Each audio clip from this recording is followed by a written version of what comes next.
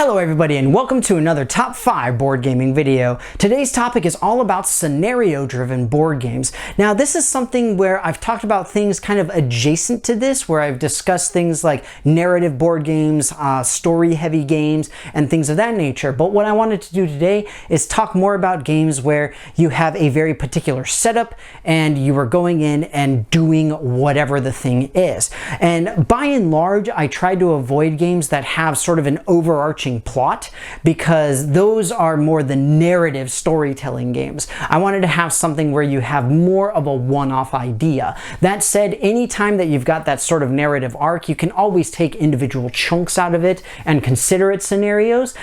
So maybe it's too subtle of a distinction, but that said, I'm still going to talk about it. But more importantly, as always, I need to know what you guys have to say about it. What are your favorite scenario-driven games and why? Let me know anything and everything in the comments below, because you know I love to hear it all. But with that, we are going to go ahead and jump right on in with my number 5. At number 5, I've got Stuffed Fables. The fact is that this is a great game, but as soon as I told you that I wasn't going to do story, I bring up a story game, and that's why this is so low on the list. Essentially, the story of Stuffed Fables is that you are playing as the stuffed animals of a young girl who is asleep, and you have to go and you have to fight off the evil bad guys. So you do have kind of an overarching idea, very similar to like Mice and Mystics and things of that nature, but I personally absolutely love the way that this particular game is presented. And I find that the individual scenarios, the individual aspects of what you're going to do, who the big boss is, tends to be something that you can play in an individual session. And the idea is you have an actual storybook whose pages you're flipping through. You can play through a single page in about 15 to 20 minutes, depending on who you're playing with. But the entirety of the storyline you can play through within a single game session. So that's why it's still on the list, but still relatively low. Stuffed Fables, my number 5. At number 4, I've got Space Cadets. This is a fun little game where everybody is taking on a particular role in a spaceship, like the helmsman, weapons, all that kind of stuff, and you are trying to accomplish a specific set of tasks that have been set before you.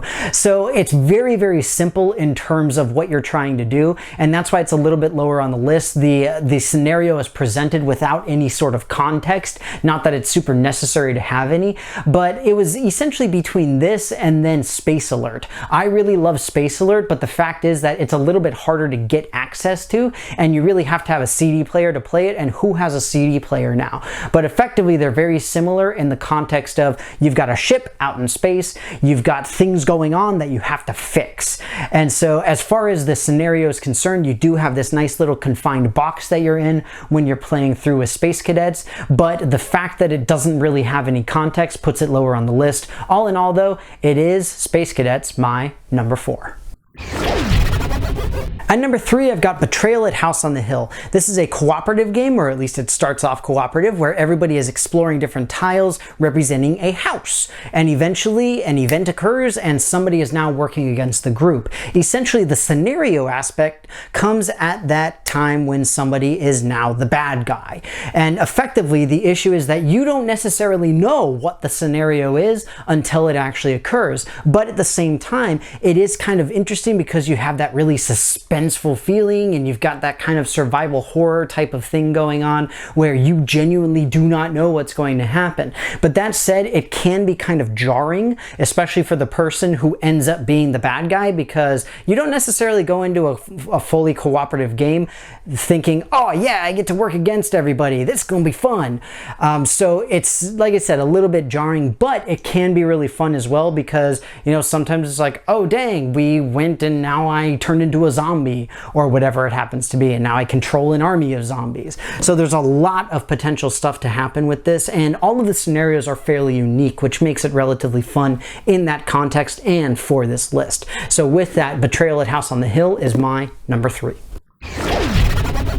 At number 2, I've got Mage Night. This is one of my favorite games of all time, and I absolutely love the way that the individual scenarios are presented. That said, I know a lot of people consider the scenarios to be too similar to one another, but for me personally, I find them to be different and unique enough to keep coming back and keep playing. I love the fact that you have a scenario that is designed to be very simple as your first thing to play. I love that you've got solo ones that you can play through. You've got fully cooperative ones, you have fully competitive ones, you have sort of king of the hill type of ones, you've got different things where you're trying to clear out different types of creatures or different types of layers or different types of structures, whatever it happens to be. You also have different rules in terms of what you can and can't do, what you can use, how many cards you're going to get, when you're going to get them, all of that kind of stuff. It's really what I love to see with scenarios, in that you tweak the rules ever so slightly to make the game feel a little bit different for every single scenario. And on top of that, I love that this game gives the scenarios individual context as well. It's not a whole lot of context, but it is better than nothing. So you're at least able to say like, oh yeah, you know, I'm trying to fight against the druids, or I'm trying to take over these particular castles and hold on to them, or I'm just going out on a basic reconnaissance mission, whatever it happens to be. I love that they do that. I love that they went that slight little extra step to make it just that much better. Mage Night, my number 2.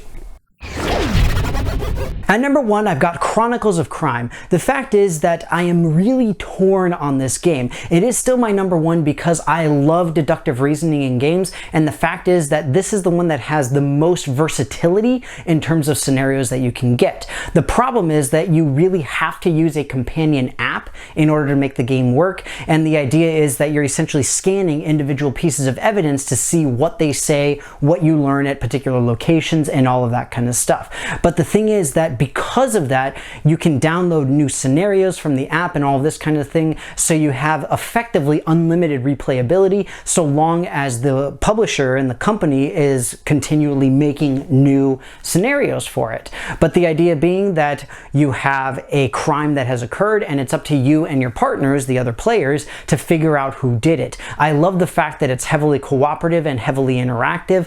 I'm okay with having to use the app with it. It's not something I'm super keen on, but again, I like the fact that it allows you to get a lot more scenarios out of it. So this has by far the most replayability of any of the games that I listed here. And on top of that, again, each individual scenario is very concise and also very self-enclosed, essentially. It's not really connected to any of the other ones that you're going to end up playing. But with all of that, Chronicles of Crime, wonderful game, great logical deduction and deductive reasoning type of game, my number 1.